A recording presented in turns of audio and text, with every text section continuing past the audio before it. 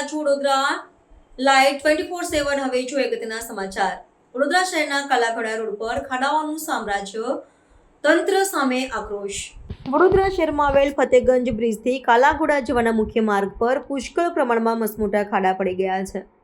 ટૂંક સમય પહેલા સાંસદ શ્રી હેમાંગ જોશી દ્વારા સૂચનાઓ આપવામાં આવી હતી, છતાં હાલમાં ખાડા યથાવત જોવા મળે છે। ત્યારે સામાજિક કાર્યકર કમલેશ પરમાર દ્વારા વધુમાં જણાવ્યું હતું કે સ્થાનિક નગરસેવકો અને અધિકારીઓ જ્યારે ઉચ્ચ કક્ષાના મંત્રી જંત્રી આવતા હોય છે ત્યારે લખોટી ગગડે તે રીતે કામ કરવામાં આવે છે।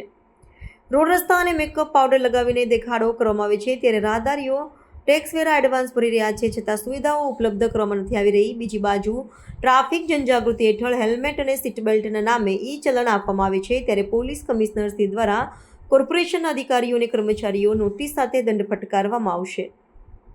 વડોદરા શહેરના રાહદારીઓની સુરક્ષા વ્યવસ્થા તેમજ આવનારા દિવસોમાં ગણેશ મહોત્સવ દરમિયાન અનેક ગણેશજીની સવારી જોવા મળશે। જો કોઈ પણ મૂર્તિ ખંડિત થશે તો જવાબદાર કોણ?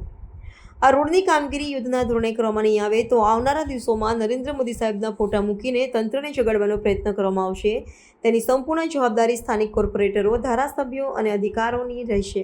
વડોદરા શહેરમાં આવેલ જે ફતેગંજ વિસ્તારમાં તમે જોઈ શકો છો કે ઠેર ઠેર ખાડા પડ્યા છે। ખાડાના કારણે અનેક લોકોના જે કહેવાય છે કે અહીંયા ગાડી ઈજા થતી હોય છે, ઘણા લોકો જે વ્હીકલ લઈને પડી જતા હોય છે, સિનિયર સિટીઝનો પણ તમામ રીતે આ રોડથી ત્રાસી ગયા છે। એટલે આપણા ન્યૂઝના માધ્યમથી અમારી અપીલ છે, વડોદરા શહેરની અંદર જ્યારે ફતેગંજ વિસ્તારની અંદર જ્યારે ગણપતિ હોય, નવરાત્રિ હોય તેવા સમયે માનનીય વડાપ્રધાન, માનનીય મુખ્યમંત્રી જ્યારે આવતા હોય છે ત્યારે લાલી લિપસ્ટિક, મેકઅપ પાવડર લગાવીને સજ્જ કરવામાં આવે છે। પરંતુ હાલમાં તમે જોશો કે આવનારા દિવસોમાં ગણપતિની સ્થાપના છે ત્યારે જે કહેવાય છે કે અનેક જે કહેવાય છે કે પ્રતિમાઓ આ રોડ પરથી જે સવારી નીકળવાની હોય ત્યારે જો કદાચ મૂર્તિઓને ખંડિત થશે તો તેનો જવાબદાર કોણ? એટલે ખાસ કરીને હું આપણા ન્યૂઝના માધ્યમથી ફરીવાર અપીલ કરું છું કે સ્થાનિક જે વોર્ડ નંબર 3ના કોર્પોરેટરો, ધારાસભ્ય સાથે સાથે અધિકારીઓ તમામ રીતે નિષ્ફળ સાબિત થયા છે। ત્યારે અમારી ખાસ માંગણી એક જ છે કે આ રોડ પર તાત્કાલિક ધોરણે આ પેચવર્કની કામગીરી કરવામાં આવે એવી અમારી માંગ છે।